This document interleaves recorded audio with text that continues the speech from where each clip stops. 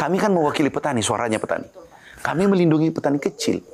Siapa yang mau melindungi mereka kalau bukan pemerintah? Nggak boleh dibiarkan sendirian, nggak boleh. Kami lakukan. Kami sudah tanda tangan pemecatan. Dan ada pengamat nanti di penjara. Oh, pengamat penjara. Tunggu aja. Kami baru-baru ini ada pupuk palsu kan. 27 perusahaan kami blacklist. Dan kami kirim ke penegak hukum ada 5 pupuk palsu. Itu tidak beradab. Bayangkan kalau pupuk palsu membuat sengsara petani 100.000.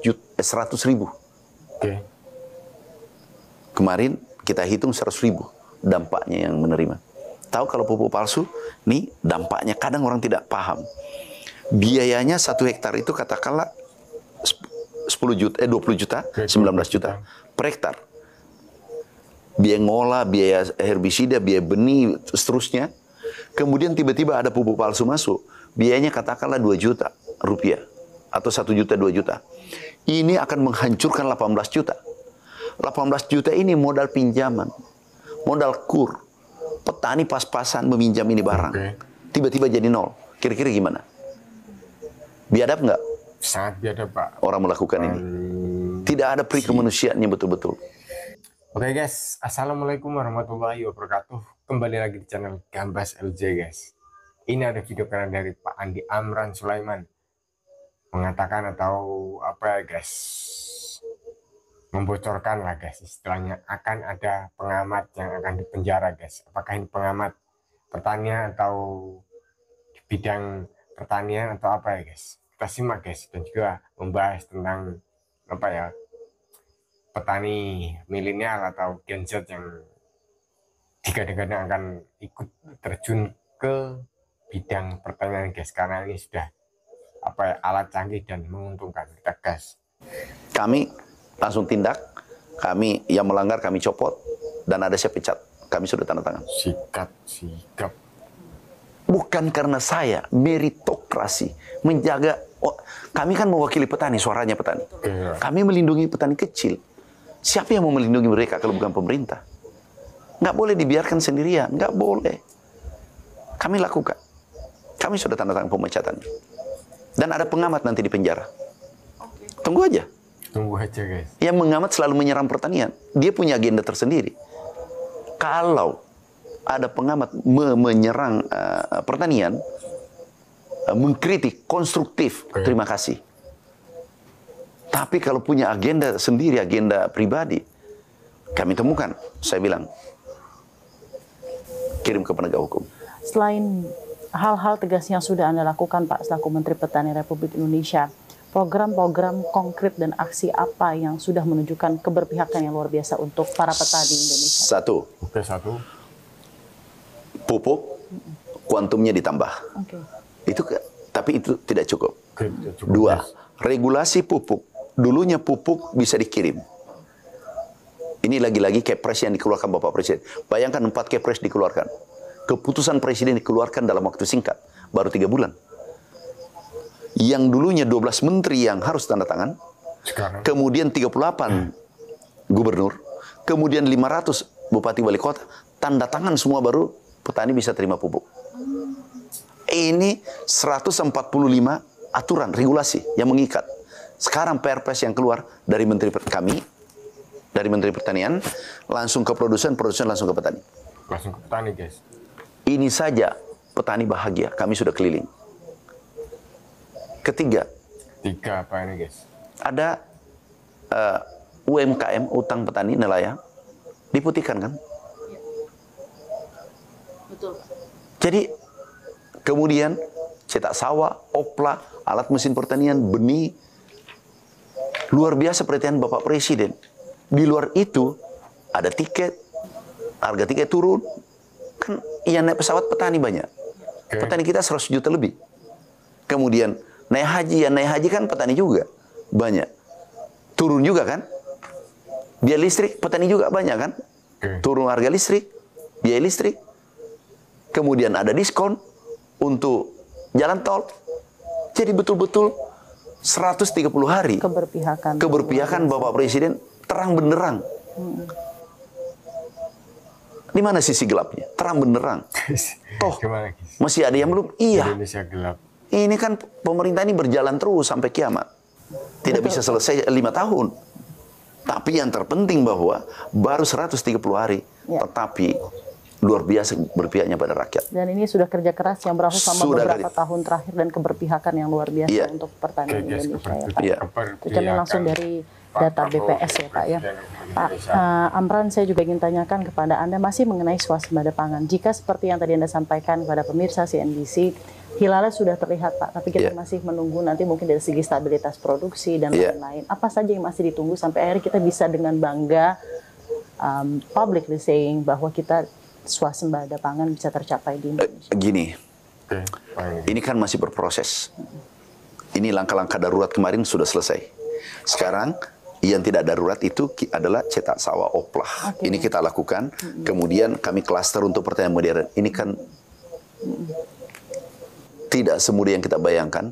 Karena kami ingin klaster ini yang 3 juta hektar nanti sejajar dengan Amerika, pertanian Amerika, sejajar dengan Jepang, sejajar dengan negara-negara maju. Ini kami ingin. Amerika, Arkansas, saya dari sana. Kami ingin sejajarkan klaster ini. Semua menggunakan teknologi tinggi, sehingga milenial mau turun. Milenial serangannya guys. Karena pendapatan minimal 10 juta. Dan ada testimoni, seluruh yang testimoni minimal 15 juta. Artinya milenial mau turun. Milenial kita berapa? 52%. Ini yang akan mengantar nanti Indonesia menuju Indonesia emas. Kita ini paling tinggi 5 tahun. Nah, kita persiapkan generasi muda untuk menuju Indonesia emas. Tetapi apa yang bisa membuat tertarik? Kalau pertanian kotor, pertanian miskin, pertanian rugi, nggak mungkin. Dipaksa pun nggak mungkin mau masuk. Tetapi kita ciptakan, desain, menjadi pertanian, transformasi pertanian tradisional menuju pertanian modern. Sehingga mereka tertarik. Yang membuat tertarik adalah satu, menguntungkan. Pendapatannya kalau 5 juta, 3 juta nggak turun. Tapi kalau sudah 15 juta, tentu menarik. Yang kedua, teknologi tinggi. Panen dulu kalau pakai sabit 25 hari. Ini cuma 4 jam, tidak cukup 1 hari. Karena menggunakan combine harvester. Inilah kami berikan kepada anak muda sebagai insentif.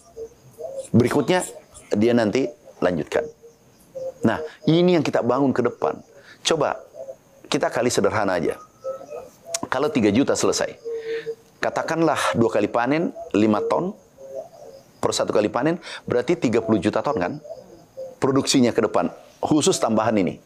Kalau 30 juta ton, itu rendemennya separuh, berarti 15 juta ton. Kita cuma kekurangan 2-3 juta ton, 4 juta ton. Berarti ada surplus 11 juta ton yang siap diekspor. Pada saat itulah Indonesia menjadi lumbung pangan dunia. Lumbung pangan. Hitungannya jelas, arahnya jelas. Yang penting jangan diganggu. Jangan diganggu, ini kita lagi asik bekerja. Dan kami berani pertanggungjawabkan apa yang kami lakukan bersama teman-teman. Berkeliling ke seluruh Indonesia bertemu dengan petani-petani yang ada Pak. Adakah suara-suara dari petani yang sampai ke Bapak dan menjadi pikiran Bapak dan akhirnya Bapak translasikan menjadi program konkret? Suara tadi kekurangan pupuk, kekurangan alat mesin pertanian, kekurangan benih sudah terjawab, sudah selesai. Kemudian air, irigasi. Irigasi kita akan selesaikan 2 juta hektar bersama Menteri PU. Nah, itu insya Allah selesai juga. Dalam rentang waktu, Pak? Kita rencana 1-2 tahun selesai. Kalau bisa 1 tahun. Karena ini kebutuhan dasar petani. Semua aspirasi petani kami laporkan Bapak Presiden. Dan Bapak Presiden tidak pernah menolak, langsung iya, anggarkan. Bayangkan, kami tidak memohon anggaran 15 triliun. Ya, anggaran kami tahun lalu kan cuma 6,9 triliun. Beliau tambahkan 15 triliun, memenuhi semua permintaan petani. Itulah Presiden kita luar biasa, keberpihakan pada masyarakat kecil. Oke guys, alhamdulillahirobbilalamin. Itu tadi yang disampaikan oleh Pak Andi Amran Sulaiman guys, Menteri Pertanian kita guys, yang agaknya guys untuk apa ya, kinerja hari-hari ini sangat keren guys, sangat memuaskan petani lah guys.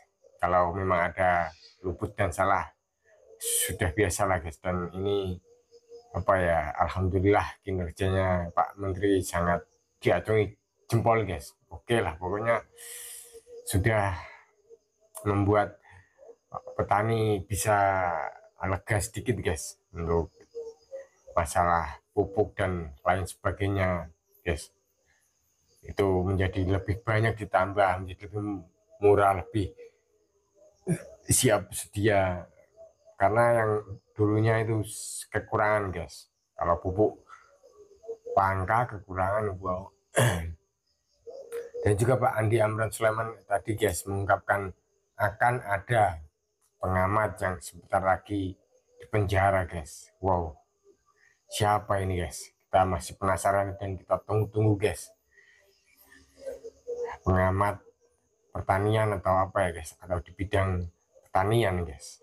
Pokoknya kita tunggu guys. Dan juga tadi Pak Andi Amran Sulaiman yaitu mengatakan bahwa Presiden Prabowo sangat apa ya guys, sangat antusias guys untuk membantu petani, nelayan dan lain sebagainya guys, untuk swasembada pangan guys, untuk keberlanjutan Indonesia emas guys 2045 atau 2050 ya guys. Pokoknya ini agar apa ya, serangannya agar generasi Z, Gen Z atau generasi milenial itu mau terjun ke sawah guys, istilahnya mau terjun ke petani guys, yaitu syaratnya harus menguntungkan guys, dan gaji pun di atas UMR lah, pokoknya gitulah guys ya. Semoga guys, oke, semoga yang ditunggu-tunggu, semoga yang direncanakan oleh Pak Prabowo dan Pak Menteri bisa terlaksana kalau memang demi